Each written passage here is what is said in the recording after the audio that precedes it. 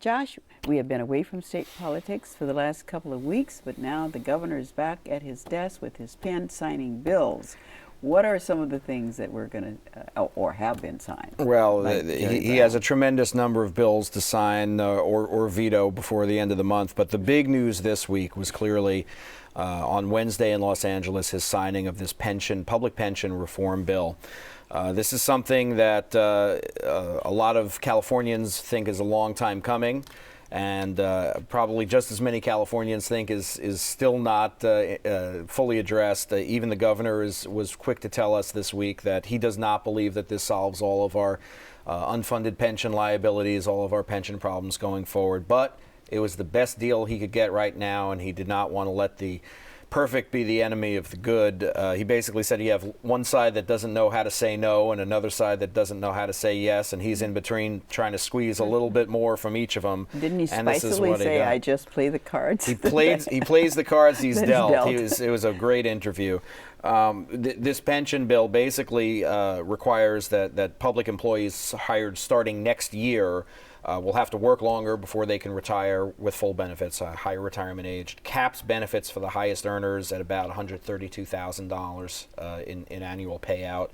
It requires that employees eventually pay about half of the, at least half of the contribution toward their retirement plan. Local government labor unions will have a 5-year window to negotiate that through collective bargaining, but then if no deal is reached, a city or school district could force employees to pay their half of the contribution, up to 8% of pay for civil workers, 11 or 12% for public safety workers. So this is something that the unions are not at all happy about. They feel like public workers are being taken for a ride here, and they're being denied benefits that they've bargained hard to get. Conservatives and even some more moderate Californians say this doesn't go nearly far enough in that it does not address. It doesn't make enough of a dent in the shortfalls that we face over time. And the governor says he's going to be looking at pension reform again next year, after he's done with his ballot measure campaign. Was there strong Democratic support in the legislature? Well, there was enough to get it passed. There was a lot of lobbying, a lot of hard lobbying by the public workers unions against this, and they still steadfastly oppose it. What do you think made it possible to get passed? I mean, this has been a goal for decades. Again, I think everybody recognized, and the governor more than anybody, that this is something that had to happen this year if he has any hope of convincing voters to pass Proposition 30 on the November ballot, which is his proposed income tax increase for the top 3% of California earners and a small sales tax increase.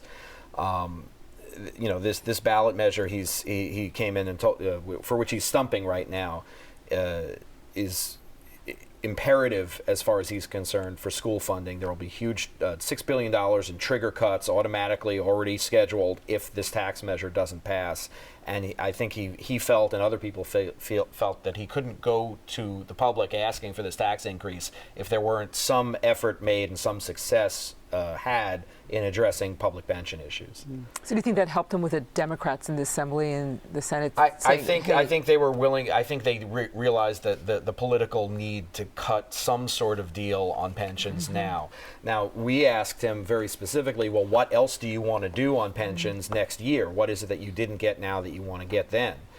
And he very, in his extremely colorful way, basically said that he said, you want me to identify the hogs I'm going to take to slaughter? No, thank you. He wants to keep his coalition together through November for Prop 30 before he starts trotting out the other changes he wants to make. Well, there were a couple of things. You said something about his income tax, that he never really intended for there to be an income tax. That's part of right. This. But in addition to that, in Wisconsin, where we've heard more about the pension fight than any place else, a court today overturned the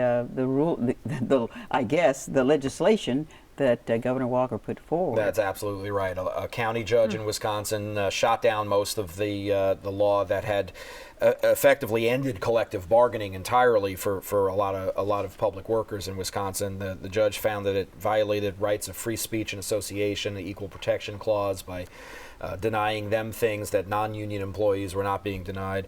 The governor is going to appeal that. called the judge a liberal activist. The unions are declaring victory. This was the issue over which the governor had survived a recall vote in June.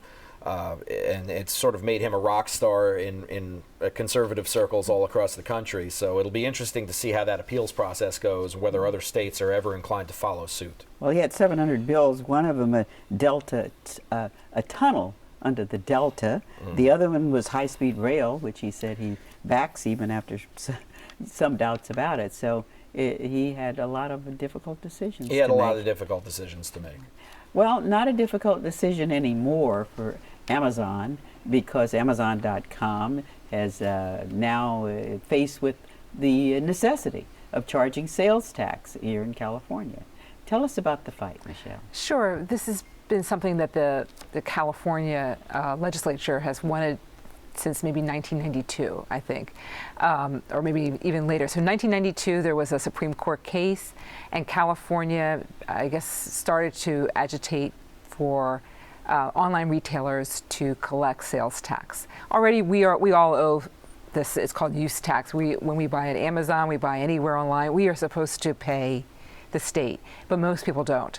So what many states are trying to do, and there's a federal bill as well, is to try to get the retailer at the point of sale to collect.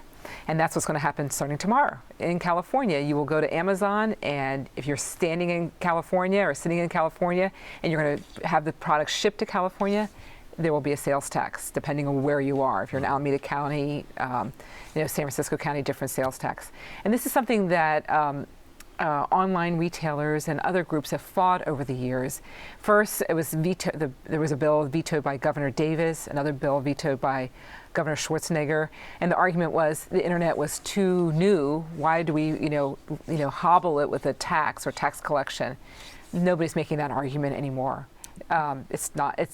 It's here to stay. This was a bill by East Bay Assemblywoman Nancy Skinner. She said it's going to bring in lots of money.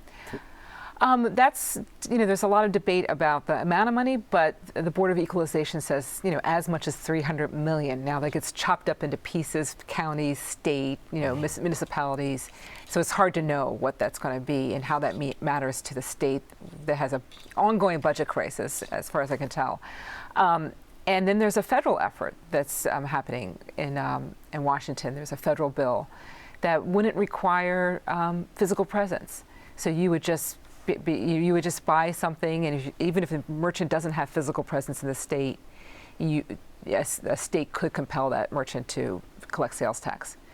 And we're not the only state with which Amazon has cut a deal, and, Nope. and the law has been put into effect. Texas, Nevada, Pennsylvania. So there's about 7 states where the collection is happening for a variety of reasons. Washington State because Amazon's there, but right. And there's about another maybe 6 more where it's being enacted. So no, we're not the first. We are, of course, the 9th largest economy in the world, and the 10% of the U.S. population. So it's a huge market. And so what happens in California is really important. How it gets implemented is going to be watched in Washington. And one question I have is, does this put more pressure on the congressional leaders, or does it put on less pressure on them to pass their own kind of national plan? But with a deal like this in place, doesn't this sort of enable Amazon to now put a distribution center here in California without worrying about the tax implications, and thus offer faster delivery and give more competition to brick and mortar businesses? That's a really good point. I mean, part of the deal were 2 distribution centers in San Bernardino and Patterson. And some people, critics of Amazon, have said they basically traded the sales tax benefit for the warehouse benefit, the faster delivery, those things that you really want. That people really, they basically made a decision, this is according to some, that we want fast more than we want to pay that, not pay that 9%, which, by the way, you always owed. So I think that, and you can see them doing that all around the country, putting down roots. So from now on, if you're ordering, you'll be paying taxes, and I could not decide whether local retail on the ground businesses will benefit from this or not. We don't know, or not benefit.